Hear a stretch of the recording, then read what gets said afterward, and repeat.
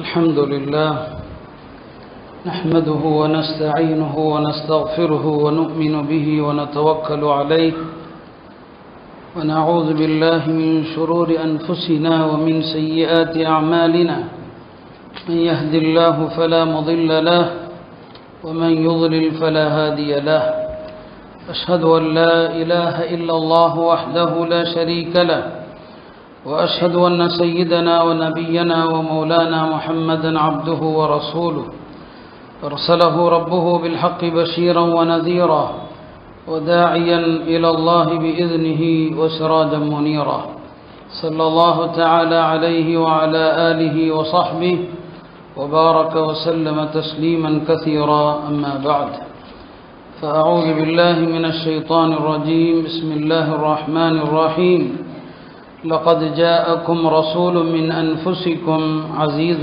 عليه ما عنتم حريص عليكم بالمؤمنين رؤوف رحيم கண்ணியத்திற்குரிய அல்லாஹ்வின் நல்லடியார்களே, பெருமானார் ஸல்லல்லாஹு அலைஹி வஸல்லம் அவர்களுடைய பிறந்த இந்த நாள் ரபியுல் அவ்வல் 12ஆம் நாள் என்பது பெரும்பாலான அறிஞர்களுடைய கருத்து.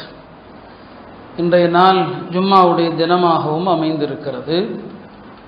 நபி ஸல்லல்லாஹு அலைஹி வஸல்லம் அவர்கள் பிறந்த தினம் உன்னதமான தினம் என்பதில் சந்தேகம் இல்லை. அல்லாஹ் திருமறையிலே சொல்வான், வதக்கிருஹும் பி ஐயாமில்லாஹ், அல்லாஹுடைய நாட்களை பற்றி மக்களுக்கு எடுத்துரையுங்கள் என்று திருமறையின் ஒரு வசனம் சொல்லும். ஐயாமுல்லாஹ் என்று சொன்னார். உலகத்தில் சாதாரண நாட்களும் செல்கிறது, கடந்து கொண்டிருக்கிறது. அல்லாஹ்வுடைய நாட்கள் என்று சொன்னால் ரெண்டு விஷயங்களில் ஒன்று நடந்திருக்க வேண்டும். ஒன்று, ஏதேனும் மிக உன்னதமான ஒரு நிகழ்வு நடந்திருக்க வேண்டும், அல்லது ஏதாவது ஒரு துன்பியல் சம்பவம் நடந்திருக்க வேண்டும். இந்த ரெண்டும் நடந்திருந்தால் அது அல்லாஹுடைய நாள் என்று அர்த்தம். அந்த வகையில் நபிமார்கள் பிறந்த நாட்கள் அல்லாஹுடைய நாட்கள். இந்த உலகத்திலே பெருமானார் ஸல்லல்லாஹு அலைஹி வஸல்லம் அவர்கள் பிறந்தது என்பது இந்த உலகத்தின் பாக்கியங்களில் ஒரு பெரிய பாக்கியம். எனவே அதுவும் அல்லாஹுடைய நாட்களில் ஒன்று என்ற அடிப்படையில் அல்லாஹ் அதை பற்றி எடுத்து சொல்லுங்கள் என்று சொல்கிறார். எனவே தான் நபி ஸல்லல்லாஹு அலைஹி வஸல்லம் உடைய வாழ்க்கையை எடுத்துரைப்பது ஒரு பெரிய உன்னதமான செயல். அருமையானவர்களே, பெருமானார் ஸல்லல்லாஹு அலைஹி வஸல்லம் அவர்களுடைய பிறப்பும் தூய்மையானது, அவர்களது வாழ்வும் தூய்மையானது, அவர்களது மரணமும் தூய்மையானது. இந்த மூன்றிலிருந்தும் சில விஷயங்களைத்தான் இன்றைக்கு உங்களுக்கு சொல்ல போகிறோம். பெருமானார் ஸல்லல்லாஹு அலைஹி வஸல்லம் அவர்கள் மரணித்த வேளையிலே ரெண்டு நபர்கள் இந்த வார்த்தையை சொல்லியிருக்கிறார்கள். ஹஜ்ரத் அபூபக்கரும் சொன்னாங்க, திப்த ஹய்யன் வ திப்த மையித்தன், உங்களுடைய வாழ்வும் மனமானது, உங்களுடைய மரணமும் மனமிக்கது என்று. ஹஜ்ரத் சய்யிதுனா அலி ரலியல்லாஹு அன்ஹு அவர்கள் பெருமானார் ஸல்லல்லாஹு அலைஹி வஸல்லம் அவர்களை குளிப்பாட்டும் போது சொன்னார்கள், மா அத்யபக ஹய்யன் வ மையித்தன், நீங்கள் வாழும் போதும் எவ்வளவு அழகான மனமிக்கவராக இருந்தீர்கள், உங்களுடைய இறப்பு தான் எவ்வளவு மனம் நிறைந்ததாக இருக்கிறதுன்னு சொன்னாங்க. ஆக ரசூல் ஸல்லல்லாஹு அலைஹி வஸல்லம் அவர்களுடைய பிறப்பும் தூய்மையானது தான். உலகத்தில் மற்ற மனிதர்களுடைய பிறப்பு போன்றதல்ல ரசூல் ஸல்லல்லாஹு அலைஹி வஸல்லம் அவர்களுடைய பிறப்பு. அல்லாஹ் அவர்களை தாய் வழியிலும் உன்னதமான ஒரு கோத்திரத்தில் பிறக்க செய்தான், தந்தை வழியிலும் உன்னதமான ஒரு கோத்திரம். அவங்களுடைய தாய் தந்தையர் இருவருமே அரபு குலங்களில், அரபு கோத்திரங்களில் மிக உன்னதமானவர்கள். பெருமானாருடைய பாட்டனார், தந்தை வழி பாட்டனார் பெயரும் அப்து மனாஃப் இப்னு குஸை. நபி ஸல்லல்லாஹு அலைஹி வஸல்லம் தாயார் ஆமினா இருக்கிறார்களே, அவர்களுடைய பாட்டனாரும் அப்து மனாஃப் இப்னு ஸஹ்ரா. இருவருமே உன்னதமான ஒரு குடும்பத்தை சார்ந்தவர்கள். ரசூல் ஸல்லல்லாஹு அலைஹி வஸல்லம் தந்தை அப்துல்லா அவர்கள் மணமுடிப்பதற்கு முன்னால், ஆமினா அவர்களை திருமணம் செய்வதற்கு முன்னால் அப்துல்லா அவர்களுடைய நெற்றியில் ஒரு பிரகாசம், ஒரு ஒளி தெரிந்து கொண்டே இருக்கும். அதனாலேயே பல பெண்கள் அப்துல்லாவை மணமுடிக்க ஆசைப்பட்டாங்க. இவருக்கு பிறக்க போகிற குழந்தை ஏதோ ஒரு அந்தஸ்தான ஒரு குழந்தை, அந்த குழந்தையினுடைய தாயாக நாம் இருக்க வேண்டும் என்று பல பெண்கள் அப்துல்லாவை மணமுடிக்க ஆசைப்பட்டார்கள் என்று வரலாற்று ஆசிரியர்கள் குறிப்பிடுவாங்க. பெருமானார் ஸல்லல்லாஹு அலைஹி வஸல்லம் அவருடைய தாய் தந்தை இரண்டு வழியிலுமே உன்னதமானவர்கள். பெருமானாருக்கு பாலூட்டிய பெண்மணி ஹலீமா என்கிற பெண். அந்த பெண்ணும் சாதாரண குடும்பம் அல்ல. அரபு குலங்களில் பனு சாத் என்று சொல்லக்கூடிய ஒரு பெரிய குடும்பத்தை சார்ந்த பெண்மணி தான் பெருமானார் ஸல்லல்லாஹு அலைஹி வஸல்லம் அவர்களுக்கு பாலூட்டினார்கள். ஆக இப்படி அல்லாஹ் அவர்களை எல்லா வகையிலும் ஒரு தூய்மையாகத்தான் ஆக்கியிருக்கிறான். பெருமானார் ஸல்லல்லாஹு அலைஹி வஸல்லம் அவர்களை அன்னை ஆமினா அவர்கள் கருவில் சுமந்த நேரத்திலே அவர்களுக்கு ஒரு அசரீறு கேட்டுக்கொண்டே இருக்கும். நீங்கள் சுமப்பது சாதாரண மனிதரை அல்ல, ஹமல்தி பி சய்யிதி ஹாதிஹில் உம்மா, இந்த உம்மத்தினுடைய தலைவரை நீங்கள் கருவில் சுமந்து கொண்டிருக்கிறீர்கள் என்று ஒரு சத்தம் கேட்கும். அந்த அசரீரி அந்த ஆமினா அவர்களுக்கு இப்படியும் சில நேரங்களிலே வரும், உங்களுக்கு குழந்தை பிறந்தால் அக்குழந்தைக்கு நீங்கள் முஹம்மது என்று பெயரிடுங்கள் என்று வரும். முஹம்மது என்று பெயரிட்டதற்கு அவங்களுடைய தாயார் கேட்ட இந்த குரலும் காரணம், அப்துல் முத்தலிப் அவர்கள் கண்ட ஒரு கனவும் காரணம். சென்ற வாரமும் நான் கூறியிருந்தேன், நபி ஸல்லல்லாஹு அலைஹி வஸல்லம் அவர்களுக்கு முந்தைய வேதங்களில் அஹ்மத் என்று, இந்த உம்மத்திலே அவர்கள் முஹம்மது என்று அழைக்கப்பட்டார்கள் என்று. ஆமினா அவர்கள் பெருமானார் ஸல்லல்லாஹு அலைஹி வஸல்லம் அவர்களை வயிற்றிலே கருவிலே சுமந்த காலத்தில் சராசரியான பெண்கள் அனுபவிக்கிற எந்த ஒரு கஷ்டத்தையும் அனுபவிக்கல, எந்த ஒரு சிரமத்தையும் அனுபவிக்கல. ஏன்னா பெருமானாரை சுமந்ததனால் யாரும் கஷ்டப்பட்டதாக வரலாறு சொல்லிவிடக்கூடாது இல்லையா? நம்ம தாய்மார்கள் நம்மளை சொல்லுவாங்களா இல்லையா, உன்னை சுமந்த போது நான் எவ்வளோ கஷ்டப்பட்டேன் தெரியுமான்னு சொல்லி. பெருமானாரின் காரணமாக உலகத்திலே யாரும் சிரமப்பட்டதாக வரலாறு இருக்கக்கூடாது. ரசூல் ஸல்லல்லாஹு அலைஹி வஸல்லம் அவர்களின் மூலமாக நன்மைகளை அனுபவித்ததாகத்தான் வரலாறு இருக்க வேண்டுமே தவிர அவர்களின் காரணமாக யாராவது சிரமப்பட்டாங்க அப்படிங்கிற ஒரு வரலாறு இருக்கவே கூடாது என்பது அல்லாஹ்வுடைய நாட்டம். எனவே அவர்களை கருவில் சுமந்த அந்த தாய்க்கும் கூட ஒரு கர்ப்பிணி பெண்ணுக்கான எந்த சிரமமும் அவர்களுக்கு அல்லாஹ்தாலா கொடுக்கல. இப்படித்தான் அல்லாஹ்தாலா அவனுடைய கற்ப காலத்தில் அவங்க பிறக்கிற நேரத்தில் ஒரு குழந்தை பிறக்கும் போது ஏற்படுகிற எந்த விதமான பிரசவ தீட்டு, எந்த விதமான அழுக்கு அதுவும் கிடையாது. சுத்தமான நிலையில தான் அல்லாஹுடைய தூதர் பிறக்கிறாங்க. இந்த உலகத்தில் அவங்க பிறக்கும் போது அவங்க கலிமா அவர்களை உயர்த்தியவர்களாக பிறக்கிறாங்க. அவங்களுடைய பார்வை வானத்தை நோக்கி தான் இருக்குது. அல்லாஹ் திருமறையில் சொல்வான், கத் நரா தகல்லுப வஜ்ஹிக ஃபிஸ்ஸமா, நீங்கள் வானத்தை நோக்கி பார்த்து கொண்டே இருப்பதை நாம் அறிவோம். ரசூல் ஸல்லல்லாஹு அலைஹி வஸல்லம் பிறக்கும் போதும் வானத்தை நோக்கியே தான் பார்த்தாங்க. பெருமானார் ஸல்லல்லாஹு அலைஹி வஸல்லம் அவர்கள் பிறக்கிற நேரத்தில் உஸ்மான் இப்னு அபில் ஆஸ் என்ற ஒரு சஹாபி, அவர்களுடைய தாயார் இருந்தாங்க, அருகில் இருந்தாங்க பிரசவ நேரத்தில். அவங்க சொல்றாங்க, ஆமீனா அவர்கள் பெருமானார் ஸல்லல்லாஹு அலைஹி வஸல்லம் அவர்களை பெற்றெடுத்த நேரத்திலே அவர்கள் இருந்த அந்த அறை முழுக்க நான் ஒளியைத்தான் கண்டேன். முழுக்க ஒளிதான்.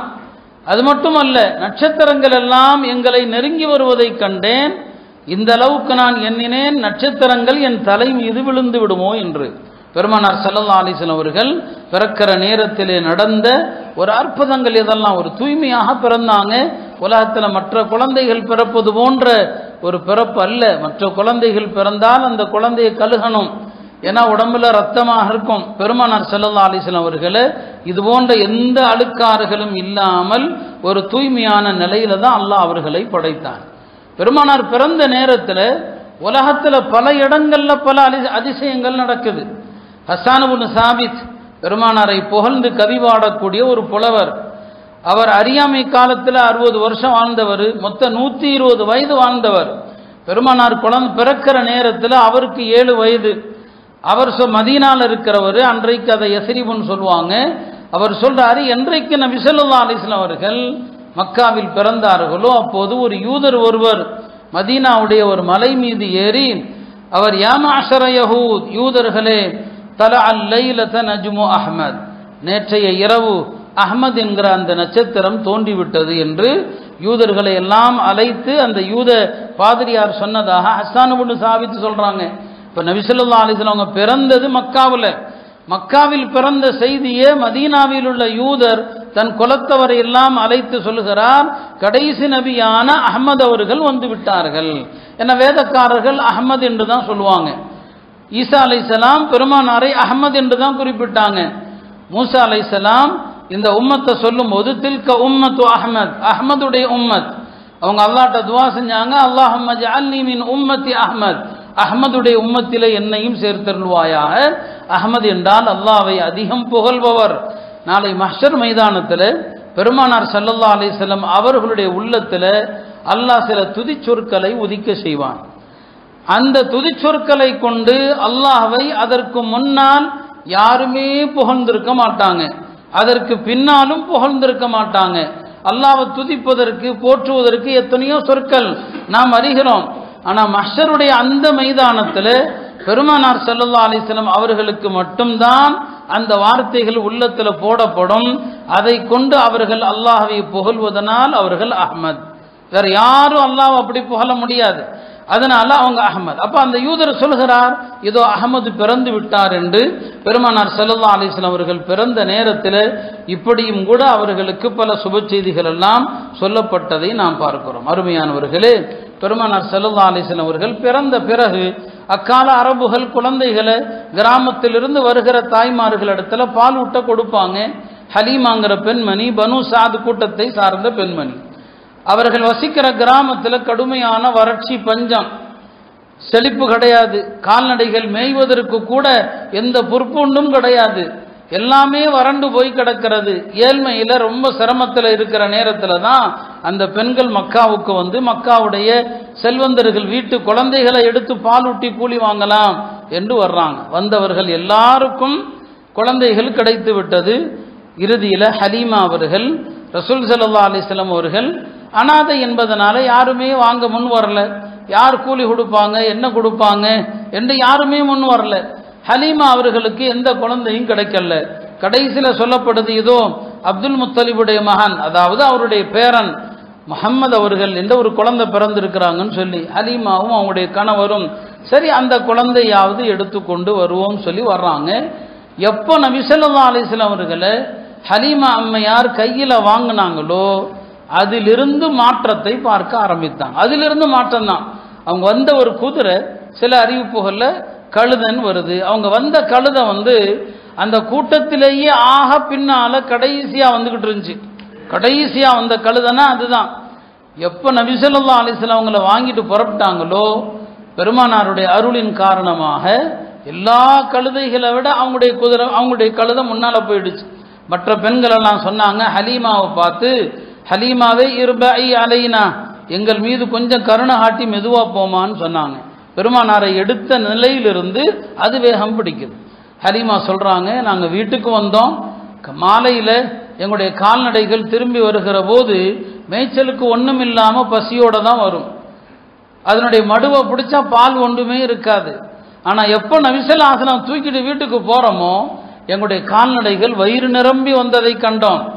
மடுவை தொட்டா பால் கறக்குது. அல்லாஹுடைய திருத்தூதருடைய பரக்கத் இது. இப்படி அந்த கிராமமே செழிப்பாயிடுச்சு நபி ஸல்லல்லாஹு அலைஹி வஸல்லம் அவர்கள் போனதும். அல்லாஹ் தஆலா அவர்களை பிறக்கும் போதே எல்லா மக்களும் புகழும் விதமாக ஒரு தூய்மையான நிலையில தான் அல்லாஹ் பிறக்க செய்கிறான். பெருமானார் ஸல்லல்லாஹு அலைஹி வஸல்லம் அவர்கள் அவங்க சின்ன வயசிலிருந்து எந்த விதமான குறையும் அவர்கள்ட்ட தென்படக்கூடாது என்பது அல்லாஹ்வுடைய நாட்டம். ரசூல் ஸல்லல்லாஹு அலைஹி வஸல்லம் அவங்க அவங்களுடைய பாட்டனார் அப்துல் முத்தலிப் இறந்த பிறகு அபூ தாலிப் அவர்களிடத்தில் வளர்றாங்க. அபூ தாலிபுக்கு நிறைய குழந்தைகள். அபூ தாலிப் ஒரு ஏழ்மை நிலையில் இருப்பவர்கள். சாப்பிட்ற நேரத்தில் மற்ற குழந்தைகள் எல்லாம் பசியில ஓடி வந்து சாப்பாட்டுடைய தட்டை நோக்கி கை வைப்பாங்க. நபி ஸல்லல்லாஹு அலைஹி வஸல்லம் அந்த பருவத்திலும் கூட உணவு தட்டில் கை வைக்க மாட்டாங்க. எல்லாரும் சாப்பிடட்டும் என்று தான் விடுவாங்க. அரகுற சாப்பாடு. மற்ற குழந்தைகள் எல்லாம் காலையில் எழுந்திருக்கிற நேரத்தில் வாடி போய் எழுந்திருப்பாங்க. பெருமானார் ஸல்லல்லாஹு அலைஹி வஸல்லம் காலையில் எழுந்த அழகான முகத்தோடு எழுந்திருப்பாங்க. அவங்களுடைய தலையில் எண்ணெய் தேய்க்கப்பட்டது போல இருக்கும், கண்களுக்கு சுருமா இடப்பட்டது போல இருக்கும். ஆனால் சாப்பிட்டது ரொம்ப கம்மி. பல நேரங்களில் ரசூல் ஸல்லல்லாஹு அலைஹி வஸல்லம் சாப்பிடவே மாட்டாங்க. அல்லாஹ் தஆலா அப்படி ஒரு தூய்மை தான் அவங்க உடம்புல எப்போதுமே நறுமணம் தான். பெருமானாருடைய உறுப்புகள் சிறு வயதில் கூட யாருமே பார்த்தது கிடையாது. சஹீஹ் புகாரில வருது. மக்கா முக்கர்ரமா காபத்துல்லாவை மக்காவுடைய அந்த மக்கள் கட்டி கொண்டிருக்கிறாங்க. அப்போ நபி ஸல்லல்லாஹு சின்ன பிள்ளை, எல்லா சிறுவர்களோடு சேர்ந்து அவர்களும் கற்களை எடுத்துக்கொண்டு போயிட்டு இருக்கிறாங்க. அப்போ ஹஜ்ரத் பெருமானாருடைய குடும்பத்தை சார்ந்தவர் ஒருத்தர் சொன்னாங்க, ஏன் நீங்கள் மற்ற பிள்ளைங்களெல்லாம் சின்ன வயசு தானே அவங்களுடைய வேட்டியை அவிழ்த்து விட்டு கல்லை தூக்கிட்டு போயிட்டு இருக்கிறாங்க, ஏன்னா தடுக்கி விழுந்துடக்கூடாதுன்னு சொல்லி நீங்களும் வேட்டியை அவிழ்த்துருங்கன்னு சொல்கிறாங்க. ரசூல் ஸல்லல்லாஹு அலைஹி வஸல்லம் வேட்டியை அவிழ்க்கலான்னு போனாங்க, மயக்கமுற்று விழுந்துட்டாங்க. ஏன்னா பெருமானார் ஸல்லல்லாஹு அலைஹி வஸல்லம் உடைய அந்த மறைவிடத்தை யாரும் பார்க்கக்கூடாது என்பது அல்லாஹுடைய நாட்டம். மக்காவில் வருஷந்தோறும் வேடிக்கை நடக்கும், திருவிழாக்கள் நடக்கும், இணை வைப்பாளர்கள் அவங்களுடைய தெய்வங்களுக்கு கொண்டாடுவாங்க. பெருமானார் ஸல்லல்லாஹு அலைஹி வஸல்லம் அந்த திருவிழாக்களுக்கு சென்றதே கிடையாது. ஒரு நாள் இரவு சிறுவர்களோடு செல்லலாம் என்று நினைக்கிறாங்க, அல்லாஹ் அவர்களுக்கு உறக்கத்தை கொடுத்துறான், அல்லாஹ் அவர்களை தூங்க வச்சாரான். இப்படி சிறுபிராயத்திலிருந்து அவர்களது வாழ்க்கையில எந்த கலங்கமும் இல்லாம அவங்க ஒரு இணை வைப்பு திருவிழாவில் கலந்தாங்க அப்படிங்கிற ஒரு வரலாறு வரக்கூடாது. அவர்களுடைய மறைவிடத்தை யாரும் பார்த்து விடக்கூடாது. இப்படி அல்லாஹ் சிறு வயதிலிருந்து அவர்களை ஒரு தூய்மையான நிலையில அல்லாஹ் நேரடியாக பராமரித்து கொண்டு வருகிறான். அதே போலத்தான் பெருமானார் ஸல்லல்லாஹு அலைஹி வஸல்லம் உள்ளம் என்ன செய்யப்படுது, திறக்கப்படுது. இன்றைய நிலையில சொன்னா ஒரு ஓப்பன் சர்ஜரி தான் அது. பெருமானாருடைய உள்ளம் திறக்கப்பட்டு அவங்களுடைய வயிறு கழுவப்படுது, அவங்களுடைய இதயம் தூய்மையாக்கப்படுது. எதற்காக? இந்த குர்ஆனை தாங்குற சக்தி வேணும். குர்ஆன் இருக்கிறதே அதை தாங்குற சக்தி மலைக்கும் கூட கிடையாது. மலை வெடித்து சிதறிவிடும் இந்த குர்ஆனை மலை மீது இறக்கி இருந்தார். இந்த குர்ஆனை பத்தி அல்லாஹ்வே சொல்றான், சனுல்கி அலைக கௌலன் ஸகீலா, ரொம்ப ரொம்ப பாரமான வாக்கியம் குர்ஆன். இந்த குர்ஆனை சுமப்பதற்குரிய அந்த இதயம் வேண்டும் அல்லவா, அதை தாங்கக்கூடிய சக்தி வேண்டும். அதை தாங்கிறதுக்கு தான் சிறுபிராயத்திலேயே வானவர்கள் தலைமையில் ஒரு கூட்டம் வர்றாங்க. ரசூல் ஸல்லல்லாஹு அலைஹி வஸல்லம் இதயத்தை பிளந்து இதயத்தில் இருக்கிற எல்லா விதமான அழுக்குகளையும் நீக்கிறாங்க. என்ன அழுக்கு என்னதான் இருந்தாலும் பெருமானார் ஸல்லல்லாஹு அலைஹி வஸல்லம் அவர்கள் ஒரு மனித தம்பதியருக்கு பிறந்தவர்கள் இல்லையா, மனித விந்திலிருந்து பிறந்தவங்க. அந்த விந்து என்னதான் இருந்தாலும் ஒரு அருவருக்கத்தக்க பொருள். அந்த பொருளுடைய அழுக்குகள் அல்லாஹ்வுடைய தூதருடைய உள்ளத்துல உடம்புல இருக்கக்கூடாது, அதை விட்டும் சுத்தமாக்குறாங்க. ஈசா அலைஹிஸ்ஸலாம் மனித விந்துல பிறக்கல, அவங்க அல்லாஹ்வுடைய நேரடி கட்டளையில பிறந்தாங்க ஈசா அலைஹிஸ்ஸலாம். அதனால ஈசா அலைஹிஸ்ஸலாமை பொறுத்த வரைக்கும் அவங்க பிறக்கும் போதே உள்ளத்துல எதுவுமே கிடையாது. ஆனா முஹம்மது ஸல்லல்லாஹு அலைஹி வஸல்லம் அவங்க மலக்குமார்கள் எல்லாவற்றையும் பிளந்து அவர்களை சுத்தம் செய்யறாங்க. அந்த பிளந்து சுத்தம் செய்யக்கூடிய நேரத்துல தான் அவர்களுடைய இரண்டு தோள்களுக்கு மத்தியில ஹாத்தமுன் நபுவா, நபித்துவ முத்திரையும் பதிக்கப்படுது. இதான் என்னங்க, இறுதி நபி முத்திரை இடப்பட்டுடுச்சு, அவ்வளவுதான். இனி நபித்துவம் என்பது கிடையாது. இனிமேல் நபி என்று எவன் சொன்னாலும் அவன் பொய்யன். ஏன்னா இந்த காலத்துல இது ரொம்ப தேவையாக இருக்குது. பல பேர் தன்னை நபின்னு சொல்றான். அல்லாஹ்வுடைய தூதருடைய காலத்திலேயே தங்களை நபி என்று வாதிட்டவர்கள் உலகத்துல பல பேர் இருந்தாங்க. பெருமானார் தன்னுடைய இறுதி காலத்துல ஒரு கனவு கண்டாங்க. அவங்களுடைய கையில 2 தங்க காப்பு அணிந்திருப்பது போல அந்த காப்புகளை ஊதுறாங்க, அது பறந்து விடுகிறது. தோழர்கள்ட்ட சொன்ன போது அதுக்கு என்ன விளக்கம் யார சொல்லலான்னு கேட்டாங்க. 2 பொய்யர்கள் தோண்டி இருக்கிறாங்க. ஒருத்தன் யமனுடைய தலைநகர் சன்ஆ, அங்க அனசின்னு ஒருத்தன் தன்னை நபின்னு சொல்லிட்டு இருக்கிறான்.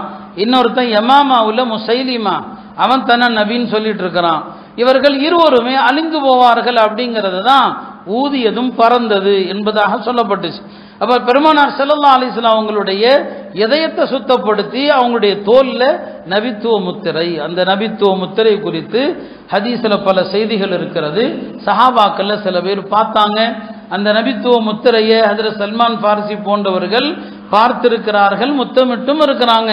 அப்ப சின்ன வயசுல அந்த நபித்துவ முத்திரை என்னங்க பதிக்கப்படுது. இப்படி சிறு வயதிலிருந்து நாமெல்லாம் சிறு வயதுல நிறைய சேட்டைகள் செய்திருப்போம், நிறைய தகாத விஷயங்கள் செய்திருப்போம். இது மாதிரியான எந்த ஒரு கலங்கமும் எந்த ஒரு அழுக்கம் அல்லாஹ்வுடைய தூதருடைய வாழ்க்கையில சிறுபிராயத்திலும் நடந்ததில்லை, வாலிபத்திலும் நடந்ததில்லை, நபித்துவத்திற்கு முன்னால் பின்னால் எப்போதுமே நடந்தது கிடையாது. இதுதான் அர்த்தம், அவர்களுடைய பிறப்பும் தூய்மையானது. பிறப்பும் என்னங்க, தூய்மை. அல்லாஹ் தஆலா அப்படி ஒரு தூய்மையான ஒரு படைப்பாக ரசூல் ஸல்லல்லாஹு அலைஹி வஸல்லம் அவர்களை படைச்சான். நம்முடைய குழந்தைகளுக்கு பெருமானாருடைய பிறப்பின் போது நடந்ததை சொல்லணும்.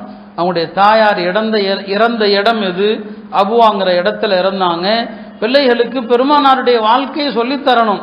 ஆக ரசூல் ஸல்லல்லாஹு அலைஹி வஸல்லம் பிறந்து இப்படித்தான் மிக தூய்மையாக அவர்கள் வளர்ந்து வருகிறார்கள், வாலிபத்தை அடைகிறாங்க. அன்னை ஹதீஜா அம்மையார நிக்காஹ் செய்கிறாங்க. அதற்கு பிறகு நபித்துவம் கிடைக்கிறது. அவங்களுடைய வாழ்க்கையினுடைய எல்லா விஷயங்களையும் நாம் பேசினா பல வாரங்கள் பேசணும். நான் எடுத்துக்கொண்ட தலைப்பு இதுதான், பிறந்ததிலிருந்து தூய்மை தான். நபியாக ஆனார்கள், நபியாக ஆன பிறகு மக்களை ஏகத்துவத்தின் பக்கம் அழைத்தாங்க. அவங்களுடைய தூய்மையான வாழ்க்கையை பாருங்க, நற்குணத்தில் அவங்களுக்கு நிகராக யாருமே கிடையாது.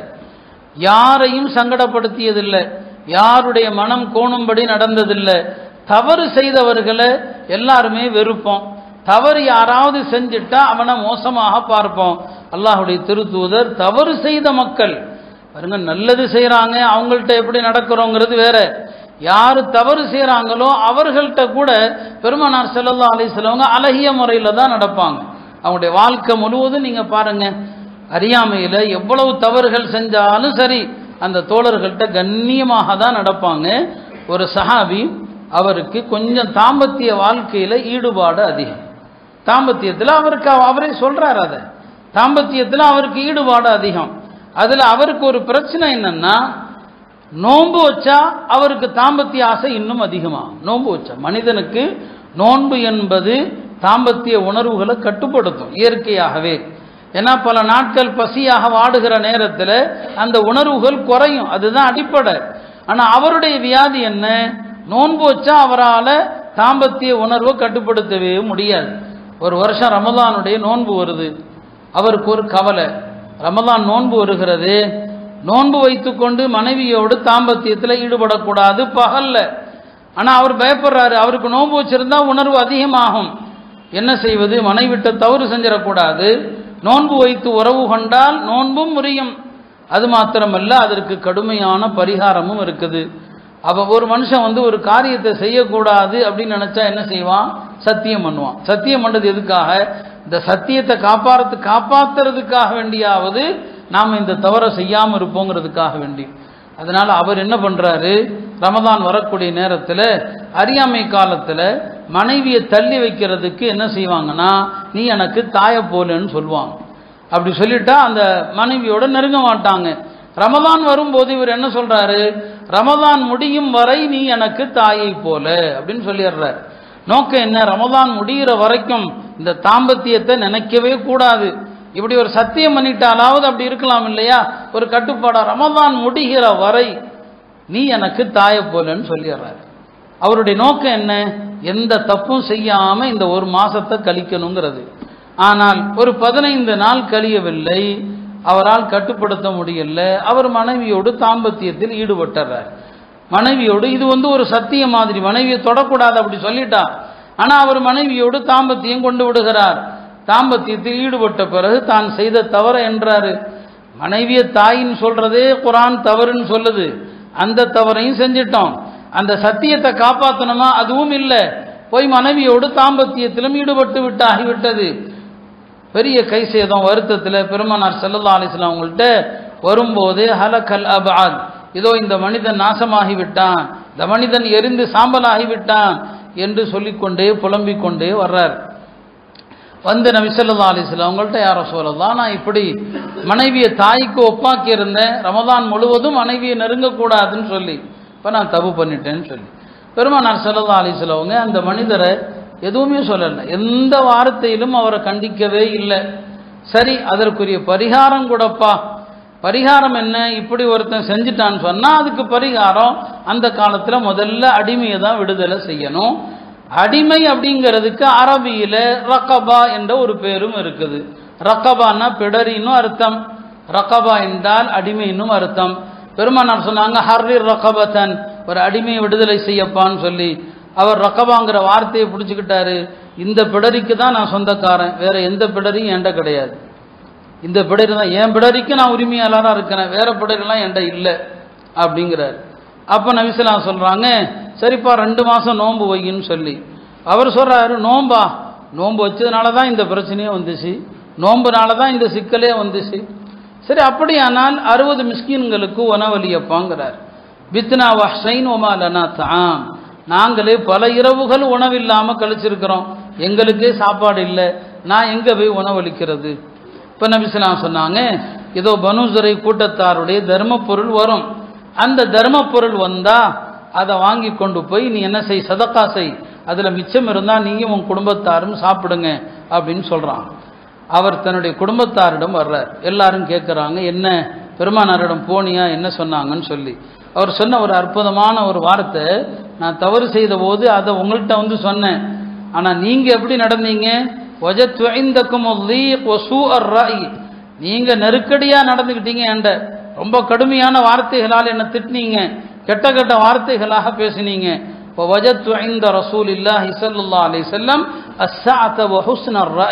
பெருமானாரிடம் தாராள மனதை கண்டேன்.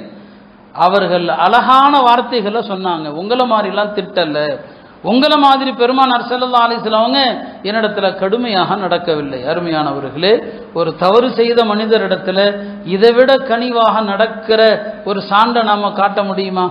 இன்றைக்கு உம்மத்து இதிலிருந்து பெற வேண்டிய படிப்பனை என்ன? இதைத்தான் சொன்ன ரசூல் ஸல்லல்லாஹு அலைஹி வஸல்லம் வாழ்க்கை முழுவதுமே தூய்மையானது தான். சரிங்களா? நல்லவர்கள்ட்ட நல்ல விதமாக நடப்பது பெரிய விஷயம் அல்ல. ஒரு தவறு, ஒரு பாவம் செய்த மனிதனிடத்துல இந்த மாதிரி விஷயங்களை சொன்னா சில பேர் பாவத்தை உற்சாகப்படுத்துறதாக நினைக்கிறாங்க. அப்படி அல்ல. இப்படி நடந்தால் பாவங்கள் குறையும். இப்படி நடப்பதன் மூலமாக பாவம் குறையும். அல்லாஹ்வுடைய தூதர் ஸல்லல்லாஹு அலைஹி வஸல்லம் அதைத்தான் வழிகாட்டினாங்க.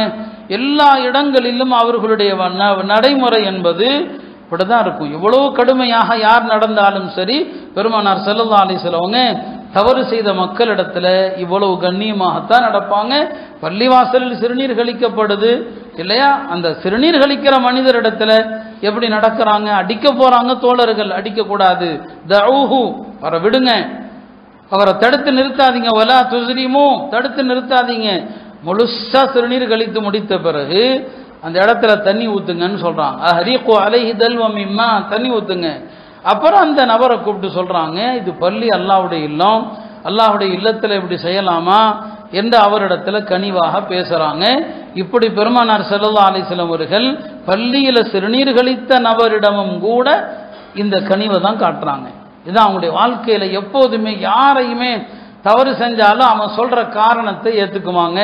தவறு செய்த மனிதர்கள் சொல்றாங்க, நான் அதனால செஞ்சுட்டேன், நான் இதனால செஞ்சுட்டேன், அல்லாஹ்வுடைய தூதர் ஸல்லல்லாஹு அலைஹி வஸல்லம் அது எல்லாவற்றையும் ஏற்றுக்கொள்வாங்க. எந்த இடத்திலும் யாரையும் கடிந்து அவர்களுடைய மனதை புண்படுத்துவதல்ல. நாம் அந்த தலைப்புல போனோம்னு சொன்னா ஏராளமான விஷயங்கள். ஆக அவருடைய வாழ்க்கை முழுவதுமே ஒரு தூய்மையான வாழ்க்கை, அப்பழுக்கற்ற வாழ்க்கை, உள்ள சுத்தமான உள்ளம். யாருக்கு கல்ப சலீம் இருக்குதோ அவர் தாங்க எல்லாரையும் அப்படி பார்ப்பார், யாரையும் தப்பா நினைக்க மாட்டார். யாருடைய உள்ளத்துல அழுக்கு இருக்குதோ அவன் எல்லாரையுமே அப்படிதான் நினைப்பான். ரசூல் ஸல்லல்லாஹு அலைஹி வஸல்லம் அவங்களை விட சுத்தமான உள்ளமுடைய மனிதர்கள் யாருமே கிடையாது. இப்படித்தான் அவங்களுடைய 23 ஆண்டு கால வாழ்க்கை. அருமையானவர்களே, அவர்களுடைய மரணமும் அழகான மரணம் தான். பெருமானார் ஸல்லல்லாஹு அலைஹி வஸல்லம் அவர்களுடைய மரணத்தை குறித்து எத்தனையோ முறை நாம் பேசியிருக்கிறோம். இங்கே ஒரு விஷயத்தை சொல்லல, பெருமானார் ஸல்லல்லாஹு அலைஹி வஸல்லம் அவங்களுடைய வாழ்க்கையே தூய்மைன்னு சொன்னேன் இல்லையா, யாரும் சங்கடப்படுற மாதிரி எந்த விஷயமும் அவங்கள்ட்ட இருந்து நடக்காது. இப்போ நாமெல்லாம் கொட்டாவி விடுறோம் இல்லையா, கொட்டாவிங்கிறது ஷைத்தானுடைய புறத்திலிருந்து உள்ளது. நபி ஸல்லல்லாஹு அலைஹி வஸல்லம் அவங்க ஷைத்தானுடைய எல்லா விதமான தீங்குகளை விட்டும் பாதுகாக்கப்பட்டவங்க. பெருமானார் ஸல்லல்லாஹு அலைஹி வஸல்லம் கொட்டாவி விட்டதே கிடையாது. யஸீத் இப்னுல் அஸம் சொல்றாங்க, ரசூல் ஸல்லல்லாஹு அலைஹி வஸல்லம் ஒரு முறை ஏனும் கொட்டாவி விட்டது கிடையாது. ஏன்னா கொட்டாவி விட்டா அவரை பார்க்கறதுக்கு அசிங்கமா இருக்கும். பெருமானார் ஸல்லல்லாஹு அலைஹி வஸல்லம் அவர்களுக்கு அந்த நிலை கூட வராத அளவுக்கு அல்லாஹ் அவர்களை பாதுகாத்தான். இப்படிதான் அவங்களுடைய வாழ்க்கை முழுவதும் இருந்தது. பெருமானார் ஸல்லல்லாஹு அலைஹி வஸல்லம் அவங்க இறுதி காலம், அவங்களுடைய கடைசி காலகட்டத்தில் மக்களுக்கு கொஞ்சம் கொஞ்சமாக தன்னுடைய இறப்பையும் தான் இந்த உலகத்தை விட்டு பிரிவதையும் கொஞ்சம் கொஞ்சமாக சொல்றாங்க. என்னடா, தன்னுடைய தோழர்களுக்கு அதை தாங்கிக் கொள்ளுகிற ஒரு பக்குவம் வரணும். ஒரு நாள் சொல்றாங்க பாருங்க, ஹயாத்தி ஹைருல் லக்கும், நான் உங்களோடு இருந்தால் அதுவும் உங்களுக்கு நல்லது தான். நீங்கள் என்னை பற்றி பேசுவீர்கள், உங்களுக்கு என்னை பற்றி யாராவது சொல்லுவாங்க, அதுவும் உங்களுக்கு நல்லது தான். ஓ மமாத்தி ஹைருல் லக்கும், நான் இறந்து விட்டால் அதுவும் உங்களுக்கு நல்லது தான். துஅரது அலையா அமாலுக்கும், நான் இறந்த பிறகு என்னுடைய உம்மத்தாகிய நீங்கள் என்ன செய்தாலும் எனக்கு காட்டப்படும், எல்லாமே பெருமானாருக்கு சமர்ப்பிக்கப்படும்.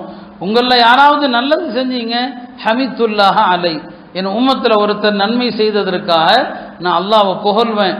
ஒமா ரஅய்து மின் ஷர்ரின், உங்களில் யாராவது தீங்கு செய்தால் இஸ்தக்ஃபர்துல்லாஹ லக்கும், உங்களுக்காக நான் பாவ மன்னிப்பு தேடுவேன். அல்லாஹ்வுடைய தூதர் கபூர்ல இருந்து கொண்டும் நமக்காக பாவ மன்னிப்பு தேடுறாங்க. அதான் சொன்னாங்க, நான் இருந்தாலும் உங்களுக்கு நல்லது தான், நான் இறந்தாலும் உங்களுக்கு நல்லது தான், உங்களுடைய அமல்கள் எனக்கு காட்டப்படும், உங்களில் நல்லவர்கள் நல்லது செய்தால் நான் அல்லாஹ்வை புகழ்வேன், என் உம்மத்தில் இந்த அமலை செய்கிற மக்கள் இருக்கிறார்களே என்று. உங்களில் யாராவது பாவம் செய்தால் நான் அல்லாஹ்ட்ட உங்களுக்காண்டி பாவ மன்னிப்பு தேடுவேன்னு சொன்னாங்க. ஆஹா, அருள் தான். அவங்க மன்னரைக்கு சென்ற பிறகும் கூட இந்த உம்மத்துக்கு இஸ்திக்பார் செய்கிறாங்க. பெருமானார் ஸல்லல்லாஹு அலைஹி வஸல்லம் அவர்கள் ஹிஜ்ரி 11ஆம் ஆண்டு சஃபர் மாத கடைசியில் அவர்களுக்கு நோய் ஆரம்பிக்கிறது. அந்த நோய் ஆரம்பம் குறித்து பலவிதமான ஹதீஸுகள் வருகிறது. பெருமானாருடைய அடிமையாக இருந்து விடுதலையானவர் அபு முவைஹிபா ஒரு நாள் இரவு நேரத்தில் நள்ளிரவுல ரசூல் ஸல்லல்லாஹு அலைஹி வஸல்லம் அவங்களுடைய அடிமையை கூப்பிட்றாங்க, அபு முவைஹிபாவை கூப்பிட்றாங்க, வாங்க பக்கீக்கு போயிட்டு வரலாம் என்று. பெருமானார் ஸல்லல்லாஹு அலைஹி வஸல்லம் அவர்களோடு அவரும் பக்கீக்கு செல்கிறார். இறப்பதற்கு முன்னால பக்கீ கபர்ஸ்தானுக்கு நபி ஸல்லல்லாஹு அலைஹி வஸல்லம் அடிக்கடி போய் வந்துகிட்டு இருந்தாங்க. அந்த இறப்பதற்கு கடைசி நாட்கள்ல போனாங்க. அந்த மக்கள் பக்கீல அடக்கப்பட்ட அந்த அஹல பக்கீ இருக்கிறாங்களே அவங்களுக்கு சலாம் சொன்னாங்க. சலாம் சொல்லி விட்டு சொன்னாங்க, ஒரு வகையில் நீங்கள் எல்லாம் எல்லா குழப்பங்களை விட்டு பாதுகாக்கப்பட்டுட்டீங்க, மன்னரைக்கு வந்து விட்டீர்கள். சொல்லக்கூடிய காலம் எது யோசிச்சு பாருங்க. அந்த காலத்தில் சொல்றாங்க, ஒரு வகையில் நீங்கள் எல்லாம் ஃபித்னாக்களை விட்டும் பாதுகாக்கப்பட்டுட்டீங்க. இருக்கிற மக்கள் இருக்கிறார்களே அவர்களை நோக்கி அக்பலத்தில் ஃபிதன், குழப்பங்கள் நெருங்கி கொண்டிருக்கிறது. ககித்தஇல் லைலில் முதுலிம், இருள் சூர்ந்த இரவை போல ஃபித்னாக்கள் வந்து கொண்டிருக்கிறது. ஒரு ஃபித்னா இன்னொரு ஃபித்னாவை விட மோசமானது என்று சொல்லிவிட்டு பெருமானார் ஸல்லல்லாஹு அலைஹி வஸல்லம் அந்த அடிமையை நோக்கி சொன்னாங்க, அல்லாஹ் எனக்கு இந்த பூமியினுடைய கருவூல சாவிகள் எல்லாவற்றையும் என் கையில கொடுத்தான். பெருமானார் சொல்றாங்க, இந்த பூமியினுடைய கருவூல திறவுகோல்கள் எல்லாத்தையும் என் கையில கொடுத்து அல்லாஹ் சொன்னா, நீங்க விரும்பினா உலகத்துல நிரந்தரமாக வசிக்கலாம், விரும்பினால் மரணத்தின் மூலம் என்னை சந்தித்து சொர்க்கம் போலாம் அப்படின்னு அல்லாஹ் எனக்கு ஒரு விருப்பத்தை அல்லாஹ் எனக்கு கொடுத்துருக்கிறான். விரும்பினா பெருமானார் இந்த உலகத்துல இருக்கலாம், இருந்தா அவங்க தான் ஆட்சியாளராக இருப்பாங்க.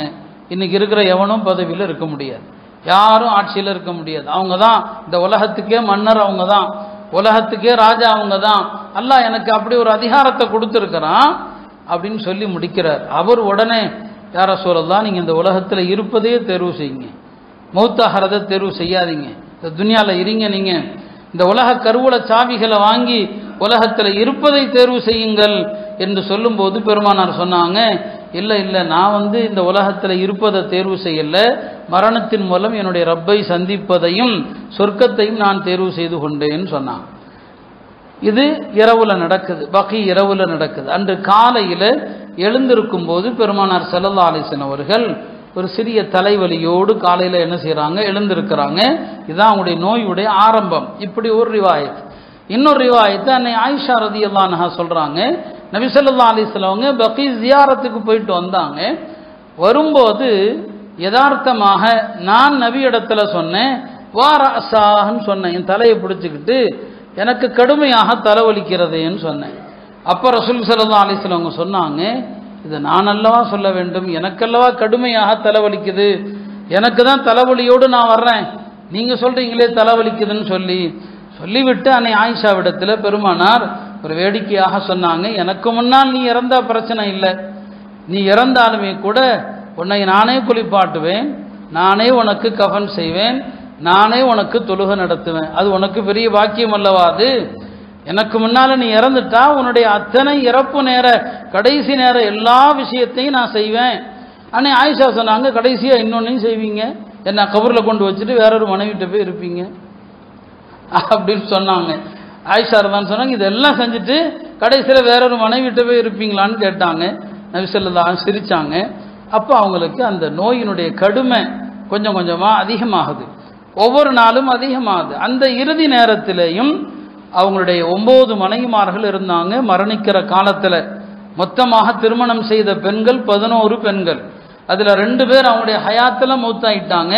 அன்னை ஹதீஜா அவர்களும் ஜைனப் பின்து ஹுசைமா அவர்களும் 2 பேரும் ஹயாத்துல மூத்தானாங்க. வஃபாத் ஆகிற நேரத்தில் 9 மனைவிமார் இருந்தாங்க.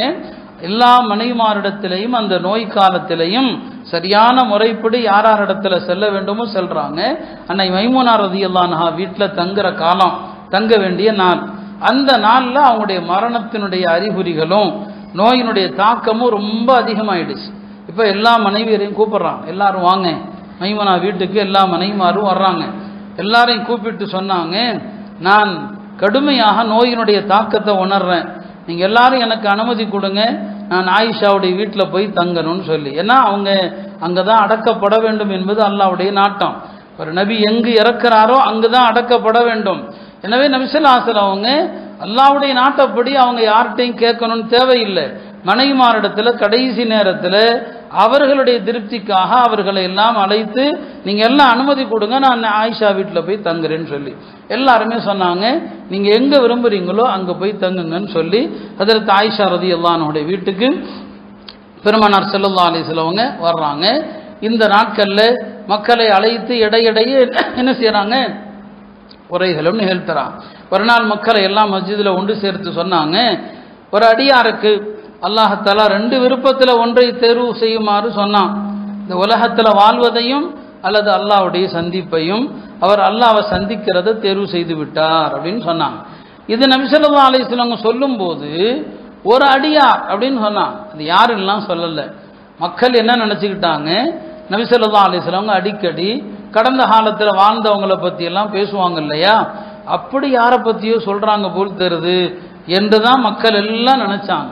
ஆனால் அந்த கூட்டத்தில் எங்கோ இருந்து ஒரு அழுக சத்தம் வருது. ஒரு அழுக சத்தம் வருது. யாருன்னு பார்த்தா ஹஜ்ரத் சையதுனா அபூபக்கர் மட்டும் அழுதுட்டு இருக்கிறாங்க. அவங்களுக்கு விளங்கிடுச்சு, நபி ஸல்லல்லாஹு அலைஹி வஸல்லம் யாரை பற்றியோ சொல்லலை, தன்னை பற்றி தான் சொல்கிறாங்க. அவங்க விளங்கிக்கிட்டாங்க, மற்றவங்களுக்கு விளங்கல்ல. கூட்டத்தில் இருந்த சில பேர், ஏன் அபூபக்கர் வயசாகி போச்சு, நம்மள சில பேர் உடனே அடுத்தவங்களை விமர்சிப்போமா இல்லையா, பாவம் வயசானதுனால அழுகிறாரு. பெருமானார் ஸல்லல்லாஹு அலைஹி வஸல்லம் அல்லாஹ்வுடைய அடியார்களில் யாரோ ஒரு அடியாரை பற்றி சொன்னால் அபூபக்கர் அழுகிறாங்களேன்னு சொல்லி, அபூபக்கர் தானே அதோட நிறுத்தல. அவங்க சொன்னாங்க, நாங்கள் எங்களுடைய தாய் தந்தையர், எங்களுடைய உயிர்கள் எல்லாவற்றையும் உங்களுக்கானே அர்ப்பணிக்கிறோம், நீங்கள் உலகத்தில் இருங்க. அப்போ விளங்கிட்டாங்க, ரசூல் ஸல்லல்லாஹு அலைஹி வஸல்லம் அவர்கள் தம்மை பற்றி தான் சொல்கிறார்கள் என்று புரிந்து கொண்டாங்க. பெருமானார் ஸல்லல்லாஹு அலைஹி வஸல்லம் அவர்கள் தம்முடைய இறுதி காலத்தில் அவங்க சில வசியத்துகள் இந்த உம்மத்துக்கு செஞ்சாங்க. அதில் ஒரு வசியத்து என்ன, இஸ்தௌசூ பில் அன்சாரி ஹைரன். இந்த அன்சார் பெருமக்கள் இருக்கிறாங்க இல்லையா, முஹாஜிர்களை அரவணைத்தவர்கள், பெருமானார் ஸல்லல்லாஹு அலைஹி வஸல்லம் அவர்களை அரவணைத்து பாதுகாத்தவர்கள், இந்த அன்சாரிகள் விஷயத்தில் எனக்கு பிறகு நீங்கள் நல்லதை நாடுங்கள், அன்சாரிகளுக்கு நல்லதை நாடுங்க இல்லையா. இதனால தான் இன்றைக்கும் நாம் மதீனாவாசிகளோடு கண்ணியமாக நடக்க ஏன் சொல்கிறோம், பெருமானாருடைய அந்த வசியத்து தான். அவர் உண்மையிலுமே அன்சாரிகளாகவும் இருக்கலாம், மதீனாவில் இருக்கிறார், அல்லாஹ்வுடைய தூதர் மதீனாவாசிகளுக்கு நல்லதை நாடுங்க, அப்போ அன்சாரிகள் விஷயத்தில் நல்லதை நாடுங்கள்னு சொன்னாங்க. அந்த கடைசி தருணத்தில் செய்த வசியத்துகளை ஒன்று என்ன, இஸ்தௌசூ பின் நிசாஇ ஹைரா, பெண்கள் விஷயத்தில் நல்லதை நாடுங்கள். பெண்கள் விஷயத்தில் அல்லாஹ்வுடைய தூதர் அந்த உயிர் பிரிகிற நேரத்திலும் கூட அக்கறையான வசியத்து செஞ்சாங்க. பெண்களுடைய கஷ்டங்கள், அவங்களுடைய குணங்கள், அதையெல்லாம் பொருந்தி கொள்ளுங்க. பெண்கள் அல்லாஹ்வால் உங்களிடம் ஒப்படைக்கப்பட்ட கைதிகள், கைதி தான் அவங்க என்னதான் செய்யட்டும். யாருக்கு அடிமைப்பட்டு உட்கார்ந்துருக்கிறாங்க, ஒரு கணவனுக்கு அடிமைப்பட்டு தான் பிறந்த இடத்தை விட்டுட்டு தன்னுடைய உறவுகளை விட்டுட்டு எல்லா தியாகமும் செஞ்சு உங்கள்கிட்ட அடிமை தான். அந்த கைதிகளிடத்தில் கண்ணியமாக நடங்க அப்படின்னு சொன்னான். கடைசி நேரத்தில் செய்த அறிவுரைகளில் ஒன்று தான் தொழுகை விஷயத்தில் கவலைப்பட்டாங்க. அஸ்ஸலா வமா மலக்கத் ஐமானுக்கும், தொழுகைகள் அடிமைகள் விஷயத்தில் நீங்கள் எச்சரிக்கையாக இருங்கள் என்று சொன்னாங்க. இப்படி அந்த கடைசி நாட்கள் வாய்ப்பு கிடைக்கும் போதெல்லாம் மக்களுக்கு சில வசியத்துகள் செய்கிறாங்க. அவங்க இறக்கக்கூடிய அந்த நாள் திங்கட்கிழமை அன்று காலையில் துஹாவுடைய நேரம்.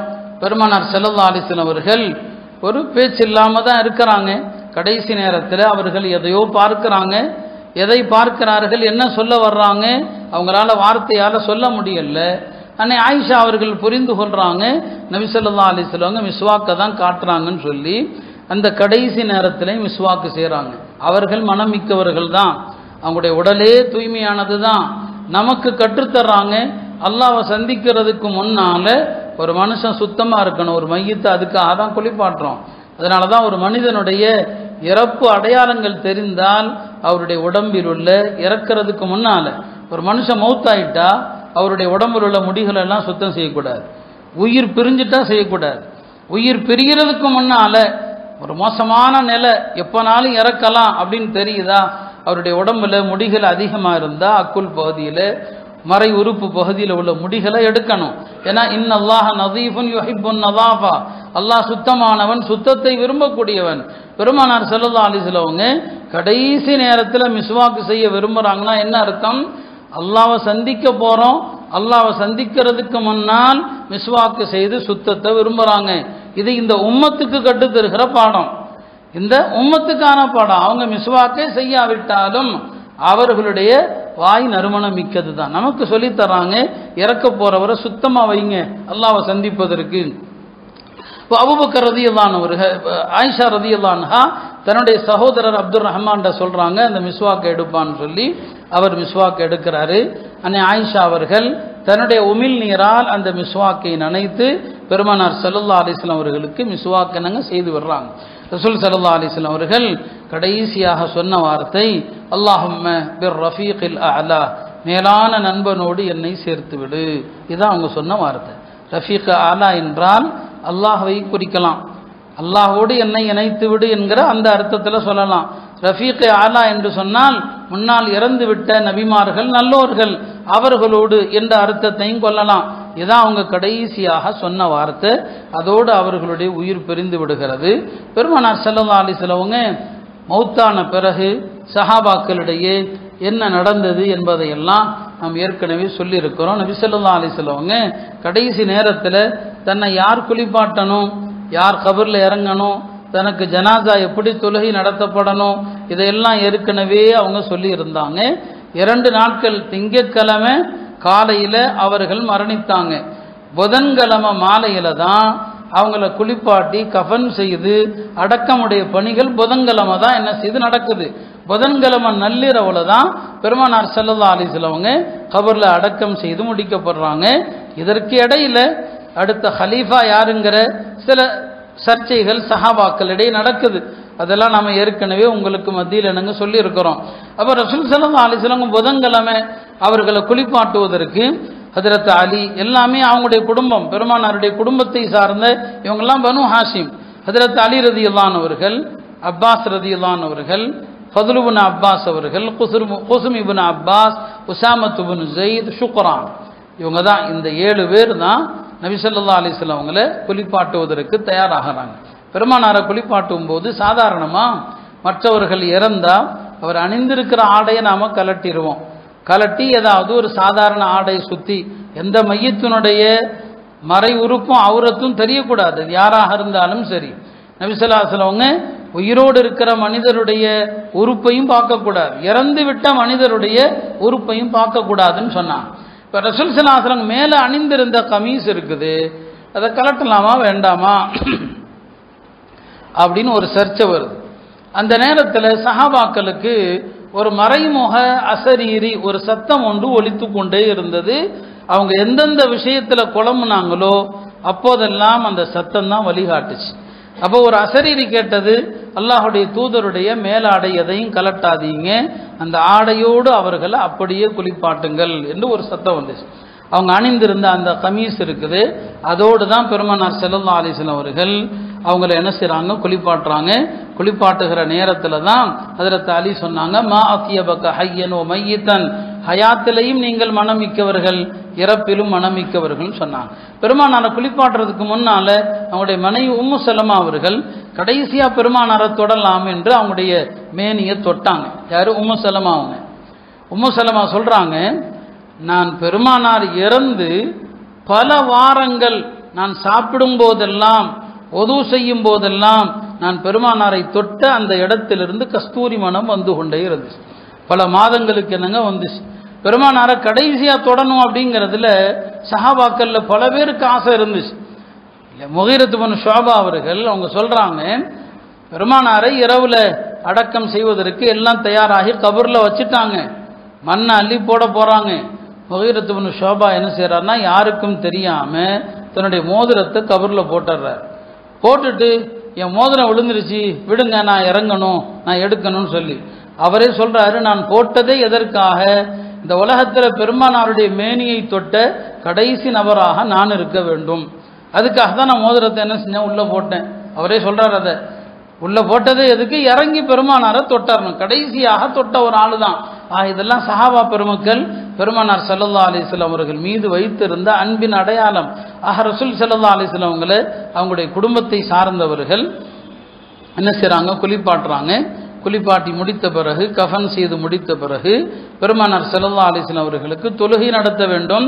ஏற்கனவே பெருமானார் வசியத்து செய்ததாக சில அறிவிப்புகள் வருது. முதல்ல என்னுடைய குடும்பத்தை சார்ந்தவர்கள் எல்லாம் தனித்தனியாக தான், என்னுடைய குடும்பத்தில் உள்ள ஆண்கள், பிறகு என்னுடைய குடும்பத்தை சார்ந்த பெண்கள், பிறகு என்னுடைய தோழர்கள், இப்படி வரிசையாக வந்து தொழுது விட்டு போகுமாறு சொல்லியிருந்தாங்க. குளிப்பாட்டிய பிறகு சஹாபாக்களும் அந்த அவங்களுடைய வசியத்துப்படி அதே வரிசையில் வந்து நபி ஸல்லல்லாஹு அலைஹி வஸல்லம் அவங்களுக்கு தொழுகையும் நடத்தினாங்க. பெருமானார் ஸல்லல்லாஹு அலைஹி வஸல்லம் அவர்களை அடக்கம் செய்ய பணியில் ஆரம்பமாகுது. கபர் தோண்டணும். பெருமானார் ஸல்லல்லாஹு அலைஹி வஸல்லம் அவங்களுக்காக மதீனால 2 பேர் இருந்தாங்க கபர் தோண்டக்கூடியவர்கள். ஒருத்தர் அபு உபைதா, அவர் மக்காவாசிகள் கபர் தோன்ற முறைப்படி அவர் தோண்டுவார். இன்னொருத்தர் அபு தல்ஹா, அவர் மதீனாவாசிகள் கபர் தோண்டுகிற முறைப்படி தோண்டுவார். கபர் தோன்றது 2 விதமாக இருக்குது. ஒன்று நடுக்குழி தோண்டி உள்ள மையத்தை கிபிலாவை நோக்கி சரிச்சு வைக்கிறது. இன்னொன்று என்னன்னா, ஒரு குழி தோண்டி அந்த குழியில கிபிலா பக்கமாக இன்னொரு குழியை தோண்டுவாங்க. அதுக்கு அரபியில லஹதுன்னு சொல்லுவாங்க. பெருமானார் ஸல்லல்லாஹு அலைஹி வஸல்லம் அவங்க அந்த லஹது குழியை தான் விரும்பினாங்க ஹயாத்திலேயே. அவங்க சொல்லுவாங்க, அல்லஹது லனா வஷக்கு லிகைரினா, இந்த லஹது குழி தான் நமக்கானதுன்னு சொல்லுவாங்க. இப்போ பெருமானாருடைய வலி யாருன்னா அப்பாஸ் தான். ஒரு மனிதர் இறந்துட்டா அடக்க செலவு, அடக்க விஷயங்களை யார் கவனிக்கணும், வலி தான் கவனிக்கணும். அப்பாஸ் ரலியல்லாஹு இந்த 2 பேரையுமே ஆள் அனுப்பி கூப்பிட சொல்றாங்க. அபு உபைதா, அபு தல்ஹா அல்லாஹ்ட்ட துஆவும் செய்கிறாங்க. அல்லாஹ் உன்னுடைய நபிக்கு எந்த முறையில் கபர் தோண்டுவது சிறப்பு என்று நீ கருதுகிறாயோ அவரை அனுப்பி வை அப்படின்னு சொல்லி. அபு உபைதாவை தேடி போனவர் வீட்டில் அவர் இல்லைன்னு சொல்லி வந்துட்டார். அபு தல்ஹாவை தேடி போனவர் கூட்டுட்டே வந்துட்டார். அப்போ நபி ஸல்லல்லாஹு அலைஹி வஸல்லம் அவங்களுக்கு அல்லாஹ் நாடியது இந்த லஹது குழியை தான் நாடி இருக்கிறான். பெருமானார் ஸல்லல்லாஹு அலைஹி வஸல்லம் அவங்கள அந்த லஹது முறையில் தோண்டப்பட்ட குழியில் வைத்து தான் என்ன செஞ்சாங்க, அடக்கினாங்க. அந்த அடக்க பணிகளிலேயும் அவர்களுடைய குடும்பத்தில் உள்ள மேலே நாம் சொன்னோம் இல்லையா, அவர்கள் தான் என்ன செஞ்சாங்க, ஈடுபட்டாங்க. ரசூல் ஸல்லல்லாஹு அலைஹி வஸல்லம் அவங்க அடக்கம் செய்து முடிக்கப்பட்டு விட்டது. இமாம் தபரி உள்ளிட்டவர்கள் இந்த செய்தியை பதிவு செய்கிறாங்க. பெருமானார் ஸல்லல்லாஹு அலைஹி வஸல்லம் குடும்பத்தார் மிகுந்த கவலையில் இருக்கிறாங்க. அப்படி கவலையில் இருக்கும்போது ஒரு அசரீரி ஒன்று வருது. அஸ்ஸலாமு அலைக்கும் என்று சலாம் சொல்கிற சத்தம் கேட்குது. யா அஹ்லல் பைத், நபியின் குடும்பத்தினரே, இன்ன ஃபில்லாஹி இவதன் மின் குல்லி தாலிஃபின், இந்த உலகத்தில் அழியக்கூடிய எல்லா பொருள்களுக்கும் அல்லாஹ்வுடைய புறத்திலிருந்து ஒரு பகரம் உண்டு. வஹலஃபம் மின் குல்லி ஹாலிகன், இதற்கும் அதே அர்த்தம் தான்.